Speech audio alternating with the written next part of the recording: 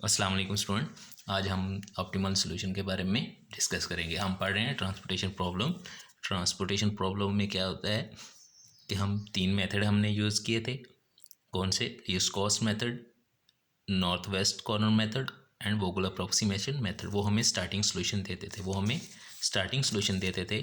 हमें नहीं पता वो ऑप्टिमल है या नहीं। ऑप्टिमल होने का क्या मतलब है कि क्या वो हमारा बेस्ट सॉल्यूशन है कि नहीं, क्या हम कॉस्ट को उसके से कम कर सकते हैं कि नहीं। अगर हम उससे कम कॉस्ट नहीं कर सकते तो हमारा बेस्ट सॉल्यूशन है। अगर हम उसको और कम कर सकते हैं तो फिर हमारा बेस्ट सॉल्यूशन नहीं है। तो इन तीनों मेथड से हमने स्टार्टिंग सॉल्यूशन फाइंड किया। हमें नहीं पता वो बेसिक है, वो ऑप्टिमल है या नहीं है। तो हम एक मेथड या एक ऑप्टिमलिटी टेस्ट यूज़ करेंगे जिसको कहते हैं मेथड ऑफ मल्टीप्लायर्स, और चेक करेंगे क्या हमारा जो स्टार्टिंग सॉल्यूशन मिला हमें वोगल अप्रॉक्सीमेशन मेथड से या नॉर्थ वेस्ट कॉर्नर मेथड से या लीस्ट कॉस्ट मेथड से, क्या वो ऑप्टिमल है या नहीं। अगर ऑप्टिमल नहीं है तो हम उसको इम्प्रूव करेंगे, ऑप्टिमल बनाएंगे। मैंने एक मॉडल लिया है और उस मॉडल में 4 डेस्टिनेशन है और 3 सोर्सेज हैं। उसको मैंने पहले ही सॉल्व किया है वोगल अप्रॉक्सीमेशन मेथड से। वोगल अप्रॉक्सीमेशन मेथड से पहले सॉल्व किया है हमने, और उसका सॉल्यूशन जो स्टार्टिंग सॉल्यूशन हमें मिला है वो 779 है। जो 779 है। इस वीडियो में मैं वोगल अप्रॉक्सीमेशन मेथड से दोबारा क्वेश्चन को सॉल्व नहीं कर रहा। स्टार्टिंग सॉल्यूशन पहले ही सॉल्व किया हुआ मैं ले रहा हूँ, क्योंकि हम पीछे पढ़ चुके हैं कि वोगल अप्रॉक्सीमेशन से हम कैसे स्टार्टिंग सॉल्यूशन फाइंड करते हैं। उसके बाद टोटल कास्ट जो हमारी आई वो 779 थी। अब हम बेसिक वेरिएबल, वो बेसिक वेरिएबल क्या होते हैं जिनको हमने वैल्यू असाइन किया है 5, 8, 7, 2, 2, 10। इसको हम बेसिक वेरिएबल भी कह सकते हैं और बेसिक सेल भी कह सकते हैं, जिन सेल में हमने वैल्यू असाइन की हुई है अपने वोगल अप्रॉक्सीमेशन मेथड से या जो भी आप मेथड यूज़ करेंगे पीछे। लेकिन यहाँ पे हमने जो मेथड यूज़ किया हुआ स्टार्टिंग सॉल्यूशन के लिए वो वोगल अप्रॉक्सीमेशन मेथड है। तो हम यहाँ डीजनरेसी देखेंगे। डीजनरेसी क्या देखेंगे? बेसिक वेरिएबल जो है हमें जो हमने वैल्यू असाइन की हैं वो क्या किसके इक्वल होने चाहिए? m+n-1। इनके रोज़ और कॉलम को ऐड करके उनमें से माइनस करें 1, तो उसके बराबर हमारे बेसिक वेरिएबल होने चाहिए। तो हमारे पास रोज़ प्लस कॉलम, रोज़ 3 है, कॉलम 4 है, 7 में से 1 को माइनस किया 6, तो हमारे जो बेसिक वेरिएबल हैं वो 6 होने चाहिए। 1, 2, 3, 4, 5 और 6, तो हमारे बेसिक वेरिएबल 6 हैं। तो यहाँ डीजनरेसी नहीं है। डीजनरेसी नहीं, अगर डीजनरेसी होती तो जो हमारे नॉन बेसिक वेरिएबल हैं उसमें किसी लीस्ट कॉस्ट वाले सेल में हम 0 वैल्यू को असाइन कर देते या स्मॉलेस्ट वैल्यू को डेल्टा असाइन कर देते, और वो हमारे किसी काम का नहीं है, वो उसे हम आगे इस्तेमाल नहीं करते। लेकिन हम डीजनरेसी ज़रूर दूर करते हैं अगर डीजनरेसी आ जाए तो। यहाँ पे डीजनरेसी नहीं है, तो अब जिन सेल में हमने वैल्यू असाइन नहीं की उसको हम कहते हैं नॉन बेसिक वेरिएबल। अब हम लेट करते हैं v1, v2, v3, v4। हमारे पास 4 कॉलम है, तो हम 4 वेरिएबल v1, v2, v3 लेते हैं, और हमारे पास 3 रोज़ हैं और 3 वेरिएबल हम u1, u2, u3 लेते हैं, और हम लिख देते हैं v1, v2, v3, v4, u1, u2, u3। अब हमने यहाँ क्या करना है? हमने यहाँ फाइंड करने हैं v1, v2, v3 और v4 की वैल्यू, u1, u2 और u3 की वैल्यू फॉर बेसिक वेरिएबल के लिए। बेसिक वेरिएबल के लिए वो वाले वेरिएबल जिनको हमने वैल्यू असाइन की हुई है। अब फॉर बेसिक वेरिएबल क्या है फार्मूला, क्या है, इक्वेशन क्या है? Cij is equal to ui plus V J, ui plus V J. इस इक्वेशन को के ज़रिए हम इक्वेशंस लिखेंगे, फिर उस इक्वेशंस को हम सॉल्व करेंगे इन वेरिएबल्स की वैल्यू फाइंड करने के लिए। तो ये इक्वेशन क्या है? Cij vi plus ui plus V J. तो हमारा अब ये है हमारा बेसिक वेरिएबल है, ये हमारा बेसिक वेरिएबल है। तो बेसिक वेरिएबल है तो ये कौन सी जगह है? C11। यहाँ पे कॉलम भी 1 है और रो भी 1 है, तो Cij हो जाएगा। तो यहाँ क्या हो जाएगा? u1 plus v1, u1 plus v1। उसके बाद हमारा बेसिक कौन सा है, 2, तो ये क्या हो जाएगा, C, हमारा ये जो रो है वो 1 है, हमारा जो कॉलम है वो 4th है, C1 4, तो क्या हो जाएगा U1 प्लस V4। उसके बाद हमारा बेसिक ये है, हमारे पास जो रो है वो 2 है और जो कॉलम है वो 3 है, तो क्या हो जाएगा C2 3, U2 प्लस V3। इसके बाद C2 4, U2 प्लस V4। उसके बाद ये C3 2, U3 प्लस V2। उसके बाद ये last C3 4, U3 plus V4। अब ये क्वेश्चंस हमने लिख लिया अपने इस क्वेश्चन की मदद से कि जो जो हमारे बेसिक वेरिएबल थे, एक ये था बेसिक वेरिएबल, इसके लिए ये है, ये है, ये इन सब के लिए हमने क्वेश्चंस लिख ली। अब इन क्वेश्चंस में से हमने वैल्यू फाइंड करनी है U1 V1 V2 V3 V4 and U2 U3 की।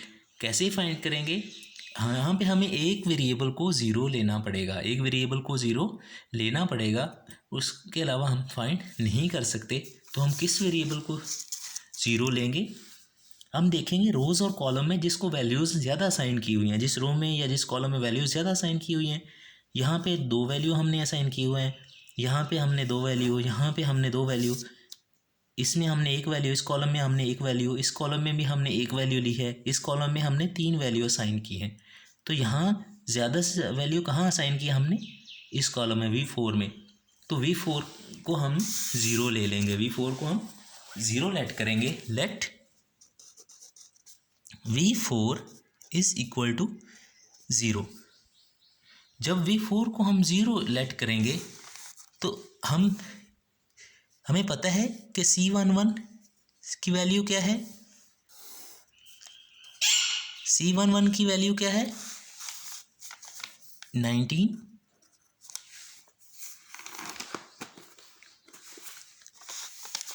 ये कॉस्ट, और C14 की वैल्यू क्या है, C14 ये है, C14 की वैल्यू 10 है। उसके बाद C23 की वैल्यू क्या है हमारे पास 40। उसके बाद C24 की वैल्यू हमारे पास क्या है 60, C24 60। उसके बाद C32 8, C34 20। तो ये हमारे पास वैल्यू है। तो यहाँ पे हम अगर पुट करें C34 की वैल्यू क्या है हमारे पास 20, is equal to U3 plus V4 की वैल्यू हमने लेट की है 0। तो यहाँ से हमें क्या मिलेगा U3 की वैल्यू इज इक्वल टू 20।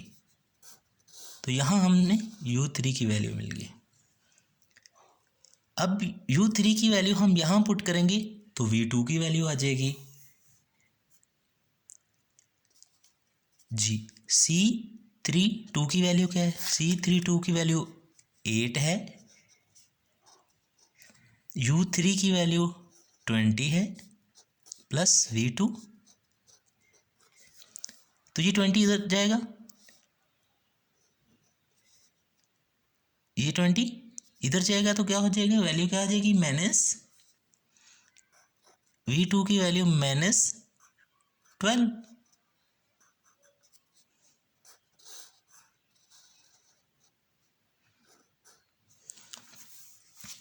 अब हमें पता है कि C24 की वैल्यू 60 है, U2 की वैल्यू का हमें नहीं पता, प्लस V4 की वैल्यू 0 है। तो क्या हो जाएगी U2 is equal to 60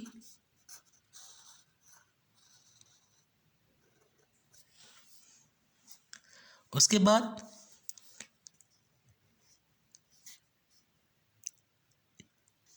C23 की वैल्यू हमारे पास है C23 की 40, U2 की वैल्यू हमारे पास है 60, V3 की वैल्यू हम फाइंड करेंगे। तो V3 क्या हो जाएगा, 60 इधर जाएगा तो -20,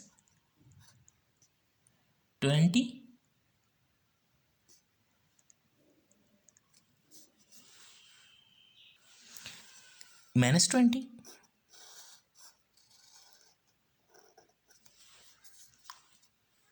अब इसी तरह हम C14 की वैल्यू हमारे पास 10 है, U1 की वैल्यू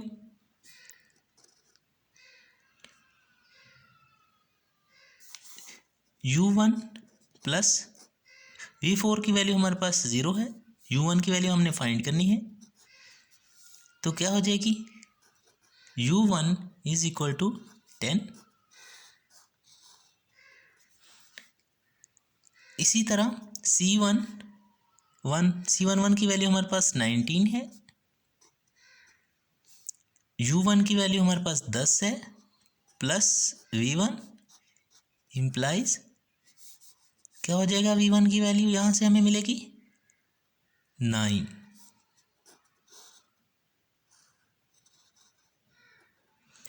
तो हमने सारे वेरिएबल्स की वैल्यू फाइंड कर ली, बेसिक 1 2 3 4 5 6 एंड 7 ही वेरिएबल है, 1 2 3 4 5 6 7। तो 7 के 7 वेरिएबल की वैल्यू हमने फाइंड कर ली। अब हमने क्या करना है, नॉन बेसिक वेरिएबल्स के लिए नॉन बेसिक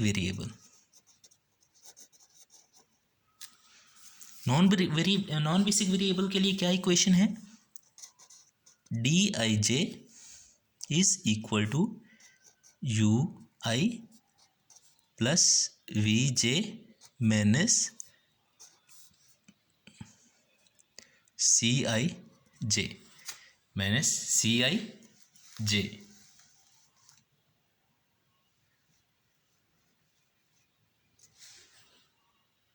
जी, अब हम देखते हैं जो नॉन बेसिक कौन कौन से हैं हमारे।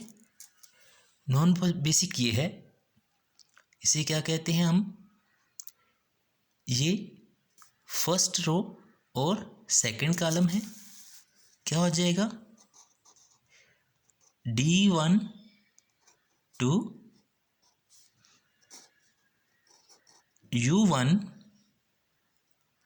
Plus V2 minus C1 2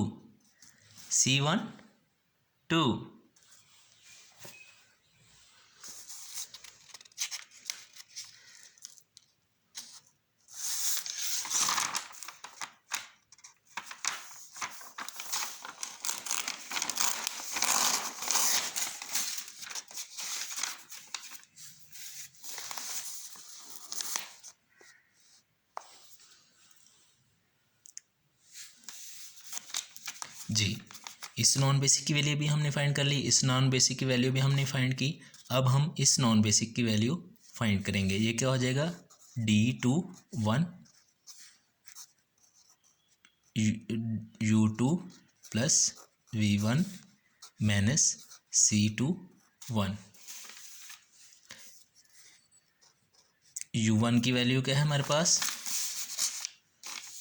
U2 की वैल्यू क्या है, U2 की वैल्यू हमारे पास 60, V1 की वैल्यू क्या है हमारे पास 9, C21 की वैल्यू हमारे पास क्या है 70, 69 minus 70 is equal to -1 lesser 0। इस तरह आगे वाला नॉन बेसिक क्या है, D2 to U2 plus V2 minus C22। C22 की वैल्यू क्या है 30।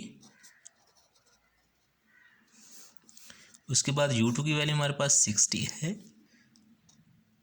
और V2 की वैल्यू -12।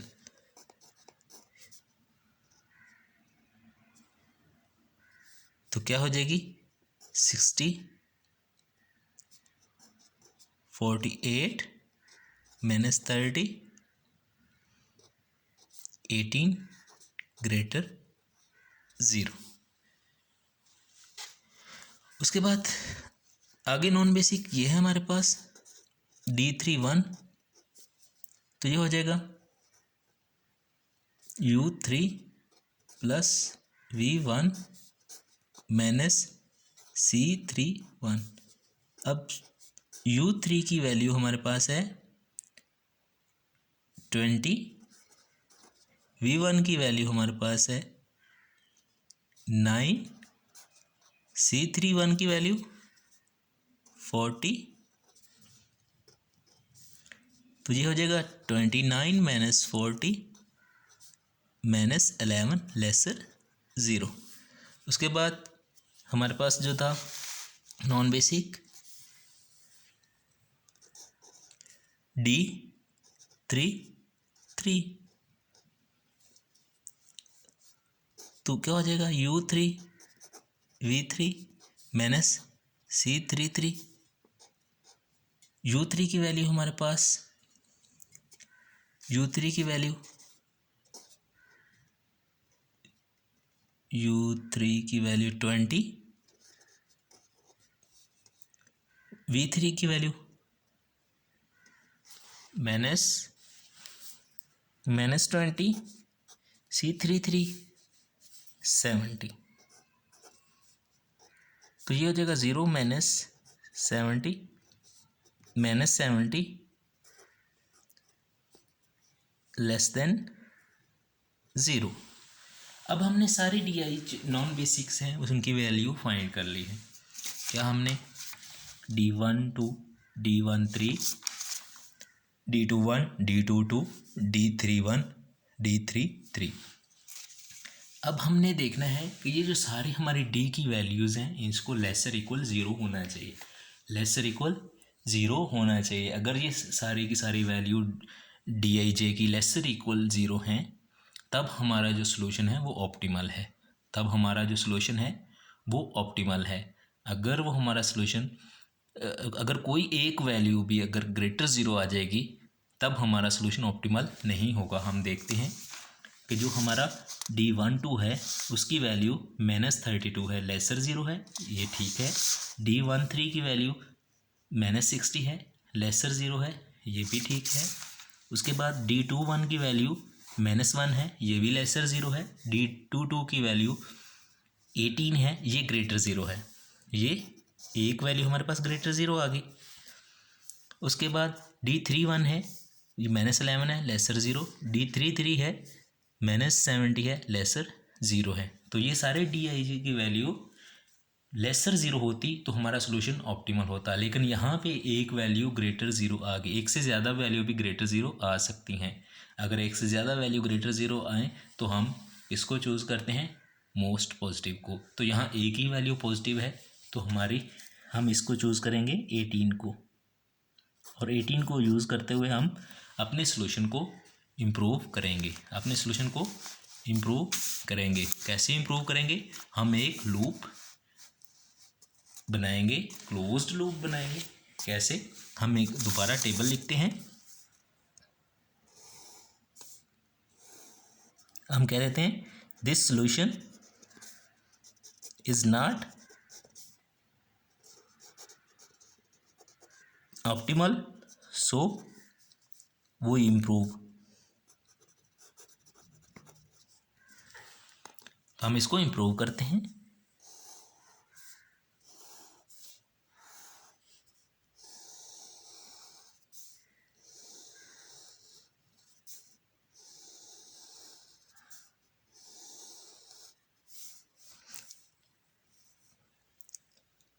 हम सिर्फ जिस जहाँ जहाँ वैल्यू असाइन किया है वो ले लेते हैं, बाकी लिखने की हमें ज़रूरत नहीं है। यहाँ पे 8 है, यहाँ पे 7 है, यहाँ पे 2 है, यहाँ पे 2 है, यहाँ पे 10 है। अब हमने देखना है कि हमारी कौन सी वैल्यू पॉजिटिव है।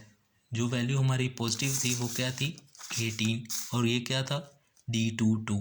तो यहाँ पे सेकंड रो और सेकंड कॉलम क्या है, ये, इसको हम इंटरिंग सेलेक्ट करते हैं, इसको हम इंटरिंग सेलेक्ट करते हैं, इसको प्लस का साइन दे देते हैं, और ये हमारा स्टार्टिंग पॉइंट है, ये हमारा स्टार्टिंग पॉइंट है। इस पॉइंट को स्टार्ट करके हमने एक लूप बनानी है या एक पाथ बनाना है कि यहाँ पे आके हम रुकें, यहाँ से चलें कहीं कहीं गुजर के यहाँ आके रुकें। लेकिन प्रॉब्लम क्या है कि यहाँ से जब हम चलेंगे हम सिर्फ बेसिक वेरिएबल या बेसिक सेल से ही टर्न कर सकते हैं। अगर बेसिक वेरिएबल नहीं है तो हम टर्न नहीं कर सकते। जैसे हम इधर नहीं जा सकते क्योंकि इधर से हम टर्न नहीं कर सकते, ये नॉन बेसिक सेल है। तो यहाँ से हम स्टार्ट करते हैं अपना पाथ, यहाँ पे आते हैं, यहाँ से आगे हम नहीं जा सकते, ऊपर भी जा सकते हैं, लेकिन अगर ऊपर जाएं तो यहाँ से तो हम टर्न कर जाएंगे यहाँ तक, यहाँ से हम टर्न करेंगे यहाँ पे, तो यहाँ कहाँ रुकेंगे, नॉन बेसिक में तो हम रुक नहीं सकते, बेसिक में रुकेंगे और बेसिक से ही टर्न करेंगे। तो यहाँ से यहाँ आ जाएंगे, तो यहाँ से फिर किधर जाएंगे, नहीं, तो फिर हम क्या रास्ता अपनाएंगे, यहाँ से यहाँ तक, यहाँ से हम यहाँ आ सकते हैं और यहाँ से हम यहाँ आ सकते हैं। ये बेसिक है, यहाँ से टर्न ले सकते हैं, ये बेसिक है, यहाँ से टर्न ले सकते हैं, ये बेसिक है, यहाँ से टर्न ले सकते हैं। तो हम वापस वहाँ पहुँच गए, हम वापस वहाँ पहुँच गए। तो ये हमारे पास एक क्लोज्ड लूप बन गई है, एक क्लोज्ड लूप बन गई है। तो हमने जहाँ से स्टार्ट किया उसको हमने प्लस का साइन दिया, जहाँ से हमने टर्न लिया पहला टर्न उसको नेगेटिव, दूसरा टर्न लिया उसको पॉजिटिव, फिर टर्न लिया उसको नेगेटिव का साइन अलाउ कर दिया। अब इस साइन का क्या मतलब है, हम दोबारा टेबल बनाते हैं, हम अगेन टेबल बनाते हैं और देखते हैं ये जो हमने लूप बनाई और जो हमने ये साइन दिए इसका क्या मतलब है, इसका क्या फ़ायदा होगा हमें।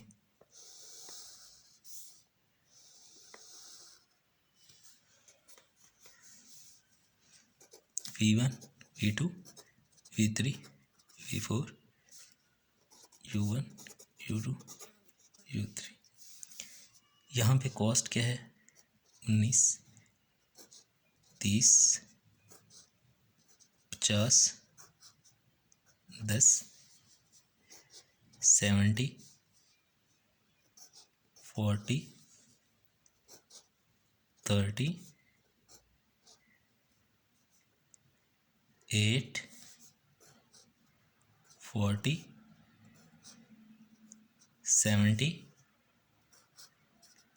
60 20। तो यहाँ ये हमारा स्टार्टिंग है। तो यहाँ से हमने स्टार्ट किया, यहाँ पे ये लूप हमने बन गया। हमने देखना है कि जो हम जहाँ जहाँ हमने नेगेटिव साइन दिया उनमें सबसे छोटी वैल्यू कौन सी। यहाँ पे नेगेटिव का साइन है, यहाँ पे नेगेटिव का साइन है, तो ये छोटी है, ये 8 है और ये 2 है। तो जो नेगेटिव साइन है वहाँ छोटी वैल्यू है उसको हम उठा लेते हैं और जो जहाँ से हमने स्टार्ट किया वहाँ हम पुट कर देते हैं, यहाँ हम अलाउ कर देते हैं। यहाँ से उठा लेते हैं, यहाँ हम ऐड कर देते हैं। उसके बाद यहाँ ऐड का साइन है तो यहाँ भी हम ऐड कर देंगे। ये 10 पहले है तो ये 12 हो जाएगा। जब हम ये 2 इधर से माइनस करेंगे तो ये 6 हो जाएगा और ये 7 वैसे ही पहले वाला, ये 5 पहले वाला, ये 2 पहले वाला। ये लूप है, लूप वाले में चेंजिंग आती है।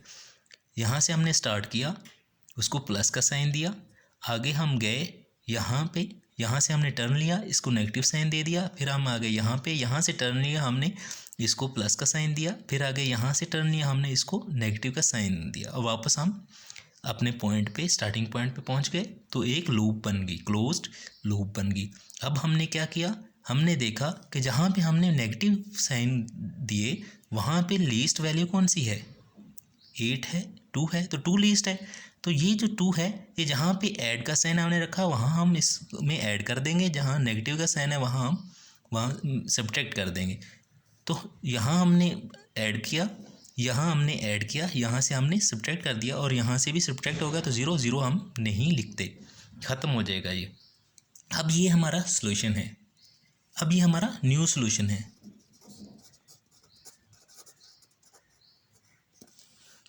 अब ये हमारा न्यू सॉल्यूशन है कि सॉल्यूशन चेंज हो गया। पहले यहाँ पे वैल्यू असाइन थी, फिर हमने यहाँ असाइन कर दी, यहाँ पे 10 था, यहाँ पे 12 हो गया, यहाँ पे 8 था, यहाँ पे 6 हो गया।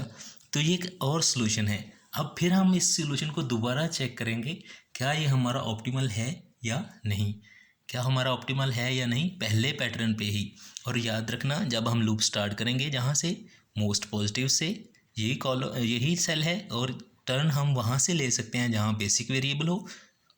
ये बेसिक था, ये बेसिक था, ये बेसिक था। अगर यहाँ से हम ऊपर जाते तो टर्न नहीं ले सकते थे, नॉन बेसिक है। यहाँ से हम ऊपर जाते तो ऊपर टर्न ले सकते थे, ये बेसिक है। यहाँ से भी हम टर्न ले सकते हैं, यहाँ ये बेसिक है, यहाँ से भी हम टर्न ले सकते हैं। लेकिन आगे हम टर्न नहीं ले सकते, यहाँ तक हम नहीं पहुँच सकते, क्योंकि ये भी नॉन बेसिक है, यह भी नॉन बेसिक है। तो हमने ऐसा पाथ ढूंढना है कि हम जहाँ से टर्न ले सकते हैं वो सिर्फ बेसिक वेरिएबल या बेसिक सेल से ही टर्न ले सकते हैं। और ये हमने फिर देखा नेगेटिव साइन जहाँ जहाँ हमने दिए, और वो नेगेटिव साइन में से सबसे छोटी वैल्यू कौन सी है, उस छोटी वैल्यू को जहाँ हमने प्लस का साइन दिया वहाँ ऐड करेंगे, जहाँ हम नेगेटिव का साइन किया वहाँ से हम सब्ट्रैक्ट कर देंगे। तो वो एक नया सॉल्यूशन हमारे पास आ जाएगा। और वो जो नया सॉल्यूशन आएगा फिर हम उसको दोबारा चेक करेंगे क्या वो ऑप्टिमल है या नहीं। कैसे दोबारा चेक करेंगे, जैसे हम पहले चेक करते थे। अब हम बेसिक के लिए, बेसिक वेरिएबल के लिए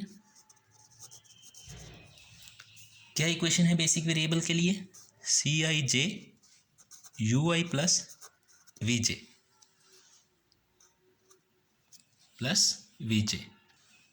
तो ये नए सॉल्यूशन का ये बेसिक वेरिएबल के लिए Cij ये बन जाएगा।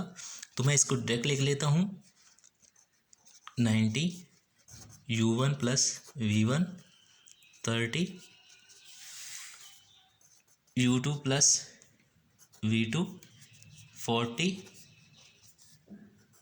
u2 plus v3 8 u3 plus v2 20 u3 plus v4 10 u1 plus v4।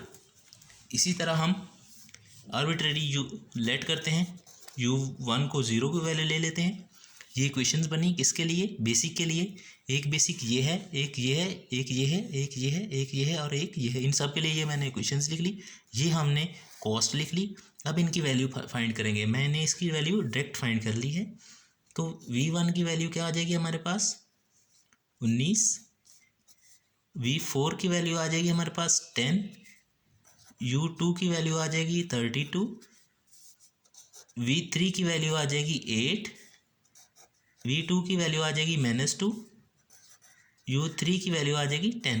वैसे ही जैसे हमने पीछे वैल्यू फाइंड की थी इन वेरिएबल्स की। तो हमने वैल्यू फाइंड की, हमें फाइंड करनी आती है, तो इसलिए मैंने डायरेक्ट वैल्यू लिख दी है।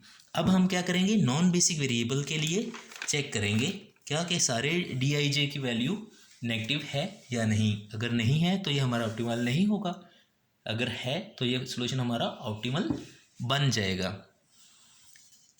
अब हम फॉर नॉन बेसिक,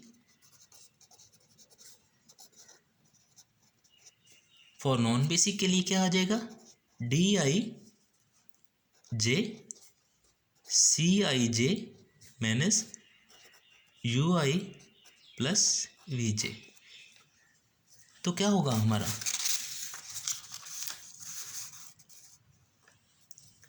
ये नॉन बेसिक है तो क्या हो जाएगा 1 2 तो 30। उसके बाद u1 की वैल्यू हमारे पास क्या है 0, हमने u1 को 0 लेट किया। और v1 की वैल्यू हमारे पास क्या है, v1 की वैल्यू हमारे पास क्या है, v1 नहीं है, ये v2 है। v2 की वैल्यू हमारे पास क्या है v2 -2। तो क्या हो जाएगी,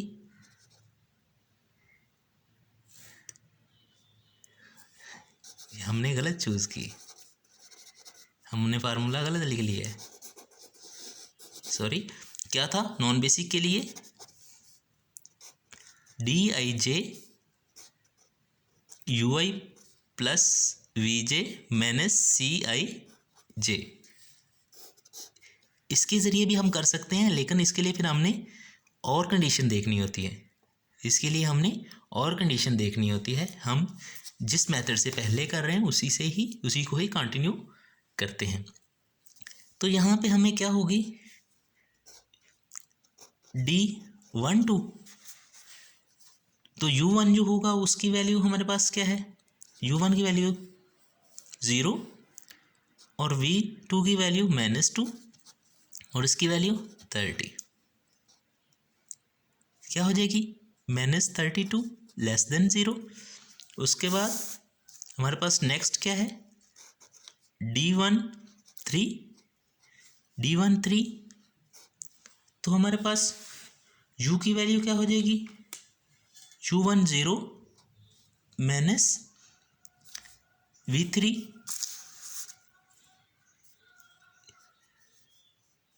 8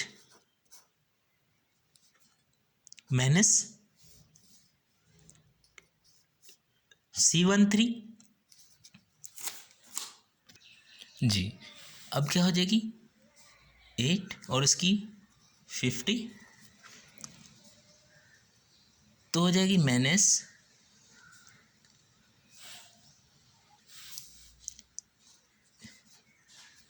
+8 है, तो 8 माइनस 50 इज इक्वल टू -42 और ये लेसर 0 है।